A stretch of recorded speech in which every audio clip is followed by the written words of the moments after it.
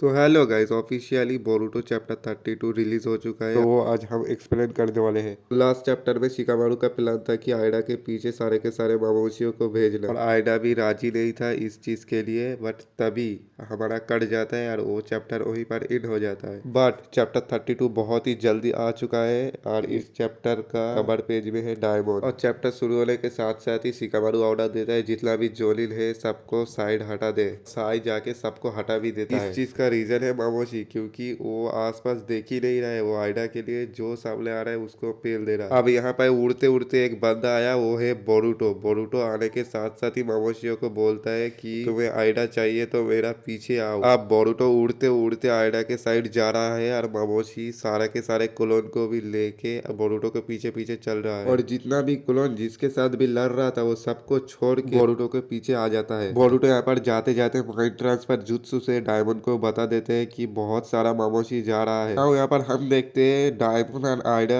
बाहर खड़े हुए हैं, जैसे कि सारे मामोशियों को एक ही बार में मार दे। उसके बाद बोरुटो मामोशियों को एक टिप देती है कि आयडा को छूने से पहले तुम डायमंड के साथ फाइट करो, बिकॉज तुम डायमंड के सामने अगर आयडा को मार दिया तो तुम उसका रेस झेल नहीं पाओगे। एंड ये बात सुनने के साथ साथ ही मामोशियों को एहसास होता है कि वो डायमंड एंड आयडा को जानता है। इवन उसकी पावर से भी वो बुरी तरीके से भिड़ चुकी है। और इतना सारा कुछ पता होने के बाद भी वो बोरुटो के साथ आगे जा रहा है। और माइंड ट्रांसफर जुत्सु की मदद से बोरुटो सबको बता देती है कि इसको पता है डायमंड का पावर। और आयडा बोलती है तो हम उससे लड़ेंगे कैसे, हमारा पावर तो उसको पहले ही पता है। और इनोजिन माइंड ट्रांसफर जुत्सु से सबको बता देती है कि सारा मामोशी बोरुटो के पीछे पीछे ही जा रहा है और वो आयडा के पास ही जा रहा है। और कवाकी बोलता है मैं उसे पहुंचने नहीं दूंगा। और टीम 10 उस जगह पे पहले ही पहुंच रहा है जहाँ पे मामोशी जाने वाला है। और शिकामारू पूछती है सारादा से कि तुम अपना ओहिरोमी से कितना मामोशियों को मार सकते हो। और सारादा बोलती है मैं 30 नहीं 50 को तो आराम से निपटा सकता हूँ। और शिकामारू इन्फॉर्म कर देते हैं कि सारे के सारे एक्टिव रहो। और मामोशी इधर उधर जाती है तो कावाकी एंड हिमावारी सबको देख लेगी। और बोरुटो तो उन सबको लेके ही आ रहा है। और लिटरली बोरुटो के पीछे पीछे यहाँ पर 300 से भी ज्यादा मामोशी आ रहा है। और जहाँ पे आयडा खड़ा होती है वहाँ पर आने के बाद ही सारे के सारे मामोशी एक साथ आयडा के ऊपर अटैक कर देती है। और आयडा को इतना सारा मामोशी देख के फट जाता है और वो भागने लगती है। मतलब इतना देर से मारने के लिए खड़ा था और जब मारने का मौका आया तब भाग रहा है, ये क्या है भाई। और जितना भी मामोशी था वो स्नेक में बदल जाती है और वो आयडा को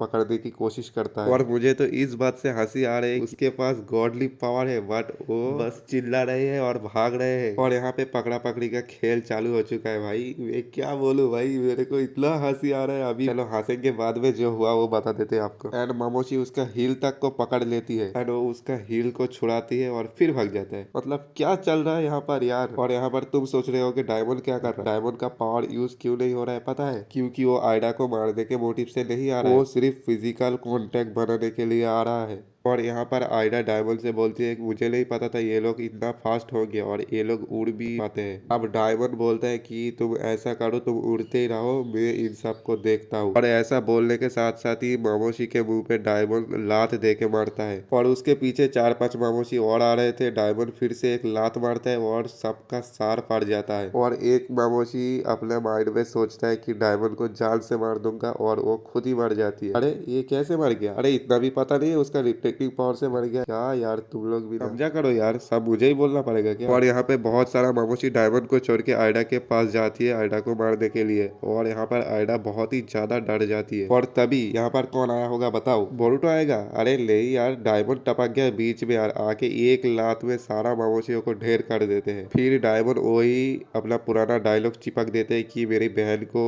मारने से पहले मुझे मारना पड़ेगा। और यहाँ पर बहुत सारे मामोशी आयडा पे अटैक करने के लिए आ रहा होता है। डायमंड बोलता है ये सारे के सारे बेवकूफ है, क्योंकि इन लोगों को भी पता है मेरा रिफ्लेक्टिंग पावर कितना ज्यादा पावरफुल है। और आयडा के सामने डायमंड आके खड़ा हो जाता है। और जितना भी मामोशी आ रहा था वो अपना मन में सोचता है कि डायमंड को मार दे जान से। और फिर से बुम, सारा का सारा मामोशी वहीं पर ढेर हो जाता है। और इतना सारा मामोशी को मारते हुए देख के सारे के सारे लोग खुश हो जाता है, क्योंकि जीत हमारी हो रही है। क्योंकि इतना सारा मामोशी अपने आप ही मार रहा है और वो अपना सोच से ही मर रहा है, क्योंकि वो डायमंड को जान से मारने के सोच रहा है, इसलिए वो अपने ऊपर ही रिफ्लेक्ट हो रहा है। और यहाँ पर पीछे से बोरुतो भी आके बहुत सारा मामोशी को स्लॉट्स मारते हैं और सारे के सारे उखाड़ देते हैं। और बोरुतो को अटैक करते हुए देख के मिसुकी एंड कावाकी भी इस फाइट को ज्वाइन करते हैं। और अगले साइड हिमावारी भी मामोशी को मार रहे होते हैं। और यहाँ पर इनोजिन भी सबको इन्फॉर्म कर देती है कि मामोशी का नंबर अपने आप ही घट रहा है। जैसे ही शिकामारू को ये पता चलता है वैसे ही शिकामारू सारदा को बोलते हैं चलो अपना ओएडो भी चालू कर दो। और जैसे ही सारदा को बोलते हैं वैसे ही सारदा अपना मांगेक्यो शरिंगन को यूज करते हैं और ब्लैक होल आ जाता है और सारे के सारे मामोशी ब्लैक होल में खींचे चले जाते हैं। बट यहाँ पर ही सारदा का पत्ता कट जाता है और वो बेहोश होकर नीचे गिर रहा होता है और बोरुतो भी नोटिस कर लेते हैं और सारा का सारा मामोशी भी बच जाता है। बोरुतो जल्दी से उड़ के जाती है और सारदा को संभालती है। सामने बहुत सारा मामोशी है। क्या सीन है भाई, क्या फोटो है देखो तुम लोग। और बोरुतो चिल्ला रहा है सारदा सारदा करके, बट सारदा बेहोश हो चुका है। बोरुतो जल्दी से शिकामारू को रिपोर्ट देते हैं कि सारदा यहाँ पर बेहोश हो चुकी है। और शिकामारू जैसे ये खबर सुनता है वैसे ही डेल्टा से पूछती है सारदा कितना बार अपना मांगेक्यो शरिंगन यूज किया। डेल्टा बोलता है बहुत बार कर चुका है। अब शिकामारू काशिन कोजी से पूछता है आप क्या होगा बताओ मुझे। अब मामोशी को आ चुका था गुस्सा, वो 500 से भी ऊपर अपना क्लोन बना लेते हैं। और ये सारा कुछ देख के कावाकी को आ चुका था गुस्सा और वो क्या करता है अपना फुल पावर को यूज कर लेते हैं एक ही बार में। बट इसका कोई फायदा नहीं होता, मामोशी और भी ज्यादा डिवाइड हो चुका है और यहाँ पर कावाकी का भी पत्ता कट चुका है। मुझे ये बात से हंसी आ रहा है, कावाकी बोलते है मैं सबको फेल दूंगा सबको मार दूंगा और जब मारने का मौका आया खुद ही फेल गया। क्या बंदा है भाई। और मामोशी कावाकी को भी सुला दिया। सुबीरे अमाडो को बोलता है ये क्या हो गया।